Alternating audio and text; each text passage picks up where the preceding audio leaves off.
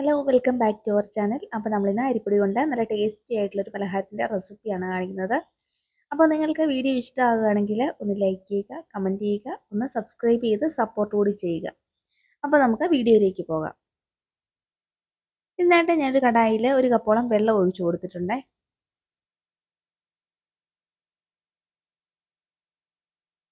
ഈ വെള്ളത്തിലേക്ക് ആവശ്യത്തിന് ഉപ്പ് ചേർത്ത് കൊടുക്കുക. പിന്നെ ഇതിലേക്ക് ഒരു ടേബിൾ സ്പൂൺ നെയ്യ് കൂടി ഒഴിച്ചു കൊടുക്കുക. ഈ വെള്ളം തിളയ്ക്കുമ്പോൾ ഇതിലേക്ക് ഒരു കപ്പ് അരിപ്പൊടി ഇട്ട്, വറുത്തതോ വറക്കാത്തതോ ആയ അരിപ്പൊടി ഇട്ട് നന്നായിട്ട് ഇതുപോലെ ഒന്ന് ഇളക്കിയെടുക്കുന്നുണ്ടേ. എല്ലാം ഒന്ന് മിക്സ് ആയി കഴിഞ്ഞാൽ ഫ്ലെയിം ഓഫ് ചെയ്ത് കൊടുക്കുക.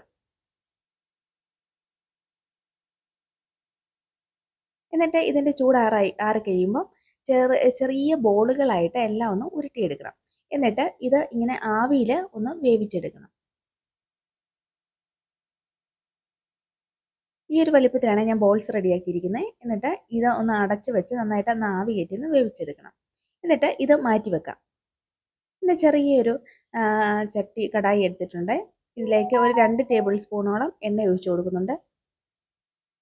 കുറച്ച് കടുക്, പിന്നെ ഇഞ്ചി വെളുത്തുള്ളി ചെറുതായിട്ടൊന്ന് ചോപ്പ് ചെയ്തത്, പിന്നെ ഒരു 2-3 പച്ചമുളക് എണ്ണടിക്ക് ഒന്ന് കീറിയതിട്ട് കൊടുക്കാം. പിന്നെ അത്യാവശ്യം വലിപ്പമുള്ള ഒരു മീഡിയം സൈസിലുള്ള ഒരു സബോള ചെറുതായിട്ടൊന്ന് കൊത്തിയരിഞ്ഞതാണ്.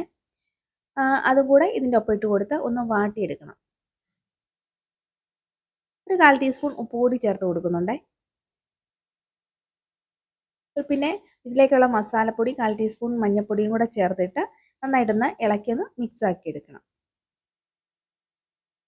ഇതെല്ലാം ഒന്ന് മിക്സാക്കി അതിൻ്റെ പച്ചമണം മാറി കഴിയുമ്പം നമ്മൾ നേരത്തെ തയ്യാറാക്കി വെച്ച ബോൾസ് ഇതിലേക്കിട്ട് നന്നായിട്ട് മിക്സ് ചെയ്തെടുക്കാം കേട്ടോ. അപ്പോൾ ഇത്രയേ ഉള്ളൂ നമ്മുടെ റെസിപ്പി. വീഡിയോ ഇഷ്ടമായാൽ ഒന്ന് ലൈക്ക് ചെയ്യുക, കമൻറ്റ് ചെയ്യുക, സബ്സ്ക്രൈബ് ചെയ്യുക.